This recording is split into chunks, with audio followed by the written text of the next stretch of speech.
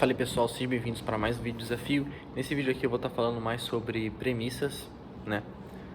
O marketing de premissas, que é muito parecido com narrativa, então a gente vai estar falando um pouco sobre isso aí, beleza? Então bora lá, cara, o que acontece? A narrativa do meu lançamento foi muito baseado também em premissas. Por quê? Eu sempre colocava muito o gatilho da razão.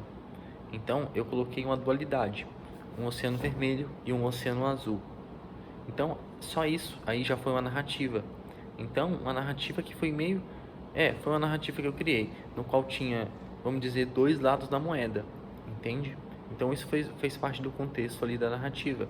E é muito parecido com o marketing de premissas, porque eu colocava uma premissa e a pessoa chegava, querendo ou não, a uma conclusão também.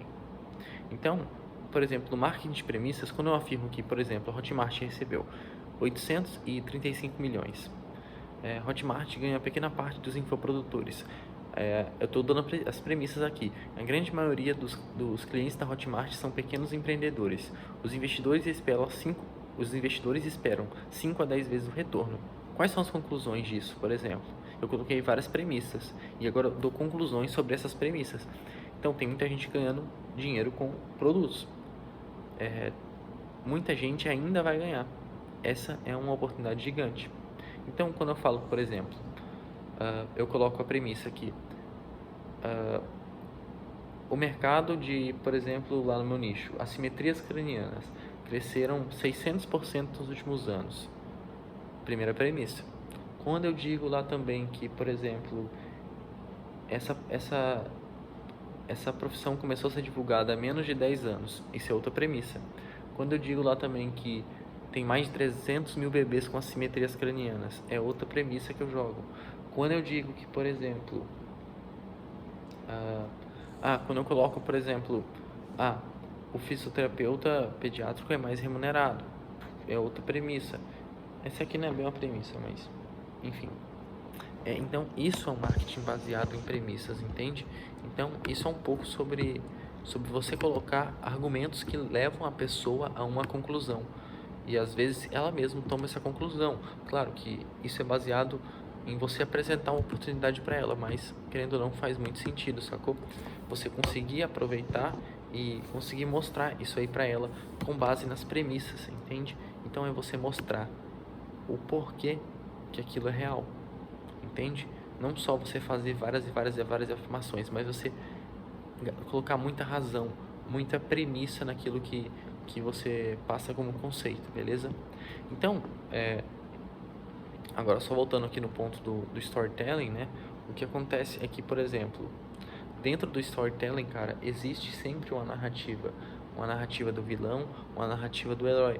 Por exemplo, o herói, o antagonista, né?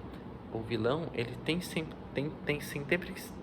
que ter, vamos dizer, às vezes ele é o herói, só que do outro lado ele tem coisas parecidas com o herói, só que ele, querendo ou não, é o antagonista, ele se antagona a tudo o que o herói faz, e ele é meio que contra tudo aquilo, entende?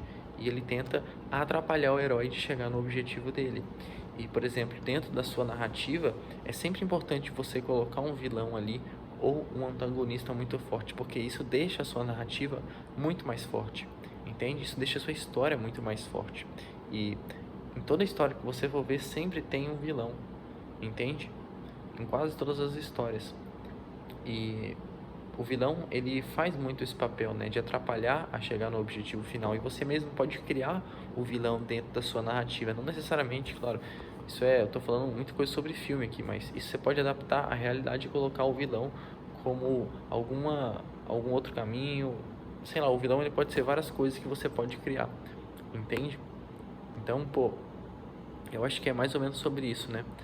E você criar muito significado para as coisas. Eu acho que isso é uma das coisas mais poderosas, porque as histórias são uma coleção de eventos que, atribuídos de significados, representam a verdade universal. E foi muito que eu criei na minha narrativa do meu lançamento. Eu criei vários eventos com significados.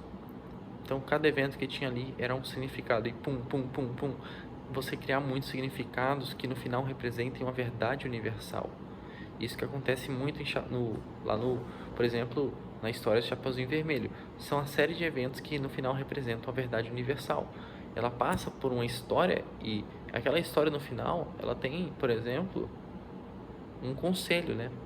O conselho é: obedeça a sua mãe, por exemplo, sei lá. Então, a Chapeuzinho Vermelho, no final, ela entendeu esse conceito, porque foram uma série de eventos que levaram ela ao caminho não correto. E quando você cria essa narrativa dentro do seu storytelling, né, que dá significado para vários eventos, você consegue criar um negócio desse aí.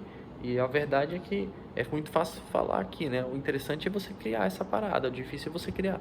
E eu futuramente pretendo, claro, estar trazendo outros vídeos aí falando sobre isso, sobre essa parada, né? De criar significado para as coisas. E isso, querendo ou não, faz parte do marketing de premissas. E no final, você criando vários significados e martelando da mente da pessoa várias crenças, você cria uma verdade universal para ela. Então, a verdade universal, por exemplo, é o seu produto, entende? Cada elemento tem um significado, cada elemento que é colocado na história da Chapeuzinho Vermelho tem um significado. O capuz que ela usa ali, os elementos, a mãe dela dando um conselho, o lobo mau, tem mensagens subliminares.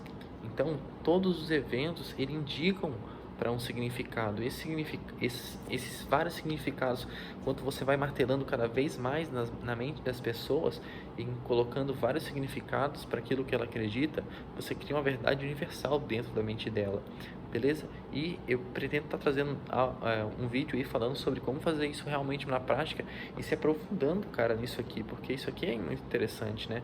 E faz parte um pouco do marketing premissas, né? Que é você colocar várias premissas, e no final conclusões que ela chega, que é uma verdade universal a partir dessas conclusões. Entende? Pô, muito foda isso aí, cara. Eu analisei o filme de ontem, né? Acredito que, cara, assim, né? Toda a história, ela apresentou os mesmos. O que eu consegui tirar daquela história, cara, é que ela representou muitos fatores que realmente fazem parte da história. Tipo, ela teve as 4 partes lá, né? As coisas precisam mudar, as coisas mudaram, as coisas voltaram a ser como eram, as coisas podem voltar a ser como eram e as coisas mudaram para sempre. Então, essa aqui é a base do storytelling, cara. É muito interessante como essa parada que eu estudei ontem, cara, se encaixou perfeitamente, sacou? Então, pô, acho que é sobre isso aí, né, cara?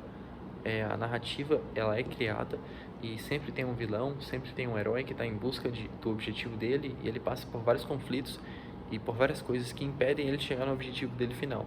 Mas no final ele sempre chega, então isso é storytelling, né? Tamo junto, esse vídeo vai ficando por aqui e até o próximo vídeo.